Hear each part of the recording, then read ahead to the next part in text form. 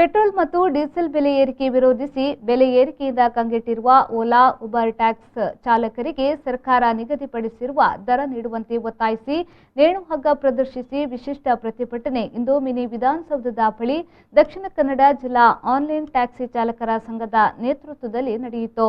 ಪ್ರತಿಭಟನೆಯಲ್ಲಿ ಭಾಗವಹಿಸಿ ಮಾತನಾಡಿದ ಸಂಘದ ಗೌರವಾಧ್ಯಕ್ಷರಾದ ಬಿಕೆ ಇಮ್ತಿಯಾಜ್ ಅವರು, ಕೇಂದ್ರ ಮತ್ತು ರಾಜ್ಯ ಸರ್ಕಾರಗಳು ಪೆಟ್ರೋಲ್ ಮತ್ತು ಡೀಸೆಲ್ ಮೇಲೆ ತೆರಿಗೆಯನ್ನ ಹಾಕಿ ಜನಸಾಮಾನ್ಯರ ಜೇಬಿಗೆ ಕನ್ನ ಹಾಕಿದೆ. ಕೋವಿಡ್ ಸಂಕಷ್ಟದಲ್ಲಿರುವ ಚಾಲಕರಿಗೆ ತೈಲ ಬೆಲೆಯ ಏರಿಕೆಯು ಗಾಯದ ಮೇಲೆ ಉಪ್ಪು ಸುರಿದಂತಾಗಿದೆ. ಚಾಲಕರು ದುಡಿಯುವ ದುಡಿಮೆಯು ಪೆಟ್ರೋಲ್ ಡೀಸೆಲ್ ಖರೀದಿಗೆ ಸಾಕಾಗುತ್ತಿಲ್ಲ. ಕಾರಿನ ಸಾಲದ ಕಂತು ಕಟ್ಟಲಾಗದೆ ಕಾರುಗಳನ್ನು ಹಣಕಾಸು ಸಂಸ್ಥೆಗಳು ವಶಕ್ಕೆ ಪಡೆಯುತ್ತಿವೆ.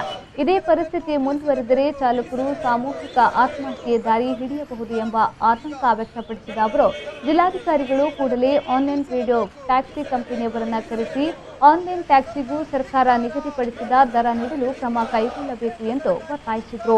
ಈ ಟ್ಯಾಕ್ಸಿ ಚಾಲಕರ ಅವರ ಪರಿಸ್ಥಿತಿ ಏನು ಎಂಬುದನ್ನು ತೋರಿಸಿಕೊಡುವ ಉದ್ದೇಶದಿಂದ ಇವತ್ತು ನೇಣುಹಗ್ಗವನ್ನು ಪ್ರದರ್ಶನ ಮಾಡಿ ವಿಶಿಷ್ಟ ರೀತಿಯಲ್ಲಿ ಪ್ರತಿಭಟನೆ ಮಾಡ್ತಾ ಇರುವ ಡೀಸೆಲ್ನ ಮತ್ತು ಪೆಟ್ರೋಲ್ನ ಬೆಲೆ 100 ದಾಪುಗಾಲಾಗ್ತಾ ಇರುವಂಥ ಸಂದರ್ಭದಲ್ಲಿ ಆನ್ಲೈನ್ ಟ್ಯಾಕ್ಸಿಯಲ್ಲಿ ದುಡಿಯುವಂತಹ ಚಾಲಕರು ಸುಮಾರು ಮಂಗಳೂರಿನಲ್ಲಿ 200ರಿಂದ 300ರಷ್ಟು ಚಾಲಕರು ತಾವು ತಮ್ಮ ದುಡಿಮೆಯನ್ನು ಈ ಕಾರುಗಳನ್ನು ಬ್ಯಾಂಕಿನಲ್ಲಿ ಸಾಲ ಪಡೆದು ಆ ಸಾಲ ಪಡೆದಂಥ ಕಾರಲ್ಲಿ ದುಡಿದು ಬ್ಯಾಂಕಿನ EMI ಅನ್ನು ಕಟ್ಟಿ ತಮ್ಮ ಬದುಕನ್ನು ಸಾಗಿಸುವಂಥ ಒಂದು ಕಷ್ಟಕರವಾದಂಥ ಸನ್ನಿವೇಶದಲ್ಲಿ ಪೆಟ್ರೋಲ್ ಮತ್ತು ಡೀಸೆಲ್ನ ಬೆಲೆ ಏರಿಕೆ ಇವತ್ತು ಚಾಲಕ ವರ್ಗದವರಿಗೆ ದೊಡ್ಡ ರೀತಿಯ ಒಂದು ಆಘಾತ ಮತ್ತು ಅವರ ಇಡೀ ಬದುಕಿಗೆ ಬರ ಸಿಡಿಲು ಎದುರಿಸುವಂತಹ ಒಂದು ಪರಿಸ್ಥಿತಿ ಬಂದಿದೆ.